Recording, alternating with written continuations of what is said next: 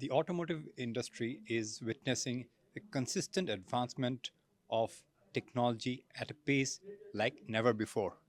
And that includes component suppliers also, including ball bearings.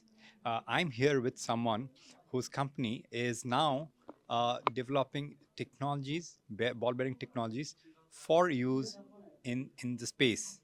And to tell us more about it, we have with us Rohit Saboo, President and CEO, NBC Bearings, one of the major bearing manufacturers in India. Rohit, good to talk to you after quite some time. Yeah, good to talk. Thank you very much for inviting me.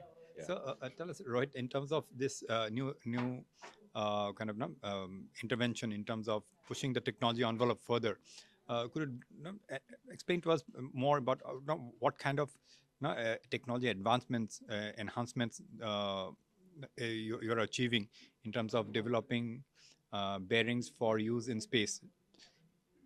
Simply put, how challenging it is and what does it mean for your overall business? Yes, actually, space and aerospace, if I combine both, we have invested a lot of money and created a separate division for this. Here, we are working with the likes of ISRO, with DRDO, BARC, etc., and some foreign companies also to develop newer bearings which can go into either aerospace or in space. The requirement as far as numbers is concerned is very less, but and also the investment is very high. But the great thing is that the learning is amazing, and we are getting to know about newer materials, newer heat treatment techniques, newer uh, ways of manufacturing the bearings so that the accuracy level become absolutely almost perfect. The variation levels in these kind of bearings is absolutely minimal. Even though bearings have been known to be precision products, and we are manufacturing bearings for the last 75 years plus, but these bearings are super precision, and the learning of this, the new technology, the new heat treatment, the new accuracies, we can learn and implement it in our regular bearings, for automotive industry, which will give a better life, a better mileage, etc., to the automotive industry also. So that's the rub-off effect. Yes. And also, would it also be much less in terms of friction levels? Because that is what one of the key asks for the emerging electric vehicles also, right? Yes. Lesser friction, and which will have a positive bearing on the range, right? Yes. See, we started our journey for electric bearings approximately 6 years back. So we have already developed bearings which are more than 20% reduction, with more than 20% reduction in friction. We have already developed those bearings, and we are working towards reducing friction further. But the thing is that the first part was the easy part. Now, for every 5% reduction, we have to work a little more. So we are learning from other technologies, and what other things we can use. And besides friction, one more key requirement for EVs is the reduction in noise level. So that also we have developed bearings, and we are happy to say that we are supplying to almost all EV manufacturers in India. Right. And in terms of investment, you talked about how much of investment are you making on R&D, and especially for the aerospace and space application bearings? Yeah, so we spend approximately just above 1% of our turnover on R&D, and we have a mandate from our chairman and board to increase that to 1.5 to 2%.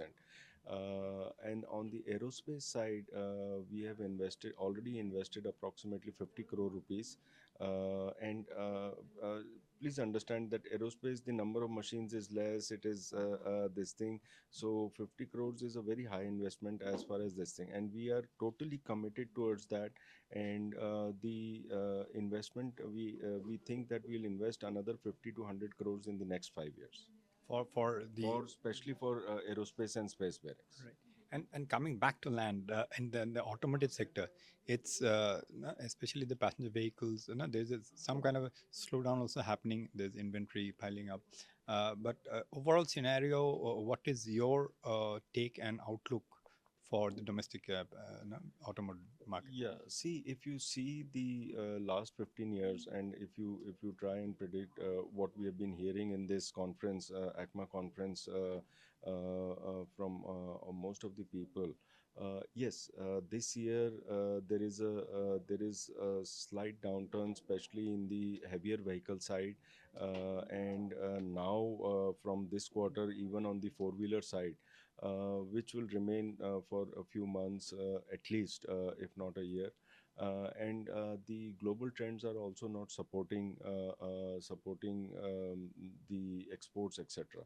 But if you see the long term story of automotive and the automotive component industry is intact. People are now talking about this industry growing 5 times to more than 1.5 trillion dollars in about 10 to 15 years.